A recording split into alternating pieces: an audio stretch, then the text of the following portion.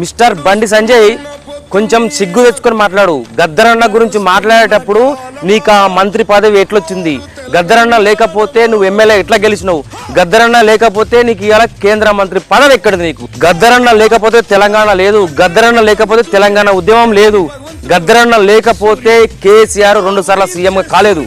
గద్దరన్న భిక్ష వల్లనే కేసీఆర్ 2 సార్లు సీఎం అయ్యిండు. ఇది గుర్తుపెట్టుకో. కొంచెం సిగ్గు తెచ్చుకొని మాట్లాడుర్రి. గద్దరన్న గురించి ఎవడైనా సరే మాట్లాడేటప్పుడు కొంచెం సిగ్గు తెచ్చుకొని మాట్లాడుర్రి. నీకేమన్నా దమ్ము ధైర్యం ఉంటే కేసీఆర్ గురించి మాట్లాడు. మేమందరం సపోర్ట్ చేస్తాం. నువ్వు కేసీఆర్ ఫామ్ హౌస్లో అన్నాడు, బయటికి రమ్మని. తెలంగాణ నుంచి నీకు కేంద్ర మంత్రి పదవి ఎందుకు? నీకు సిగ్గున్నా కొంచెం? నీకేమన్నా నువ్వు పేద ప్రజలకు నువ్వేం న్యాయం చేస్తావు? నువ్వు కొట్లాడు, పోయి మోడీ దగ్గర పోయి కొట్లాడు, తీసుకురా ప్రజలకు.